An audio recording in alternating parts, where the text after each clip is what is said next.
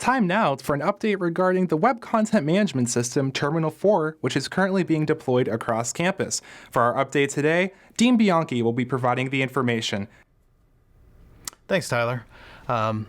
So I'm going to tell you a little bit about the background of the web content management solution here at the university. The university decided to invest in a new website content management solution a few years ago. And after looking at a couple different options, the university decided to go with Terminal 4, which is a company out of Ireland, although they have an office here in the States, in Boston. And one of the reasons they were chosen is they have a large base of higher education clients.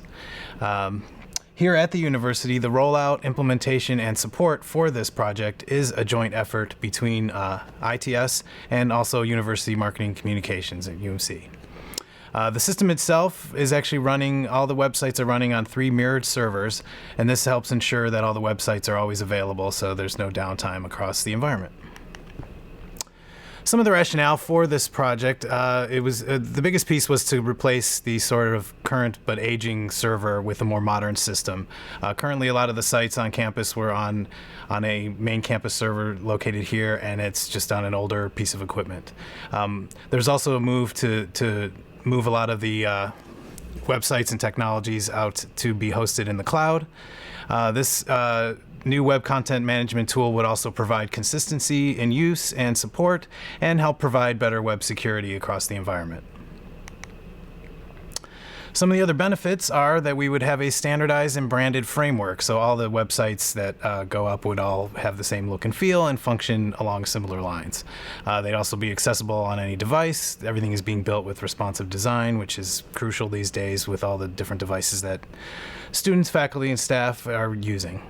The administrators of the sites would be empowered to maintain their own sites, so they won't have to learn complicated code. Nobody has to know a bunch of HTML. They can actually just go in and update the tool and update their websites as needed.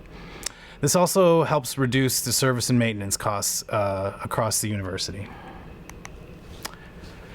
As far as accomplishments on the project so far, we've actually crossed about 50 to 55 sites that are live now. Some of the main ones are the School of Medicine main pages are up, undergraduate studies, graduate studies, University Marketing Communications, ITS, undergrad admissions, and even the School of Nursing are all online now.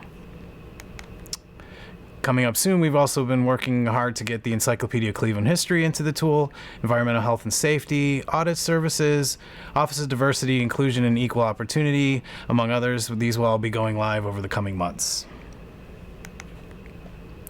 Some of the next steps we're working on here in the project, we're working to update the templates to make sure that accessibility requirements are met, and we're also making the backend more user-friendly to the customers. We're looking to upgrade the actual environment to their latest version. So currently we're running a version 7, but the web content tool actually is at version 8.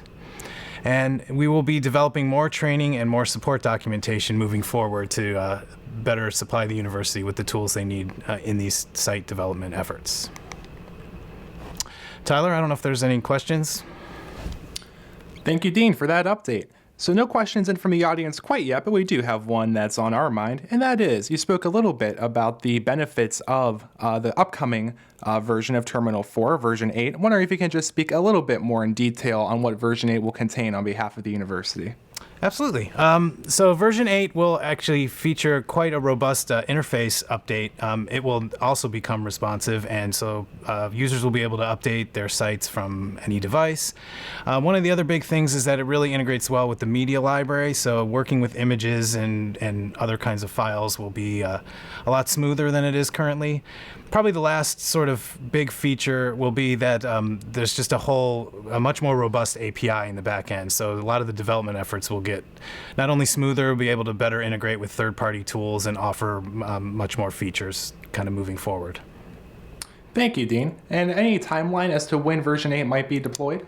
We're looking to try to deploy it over probably the next 2.5 to 3 months. We'll have more information probably by the next project's live with a much clearer timeline on it.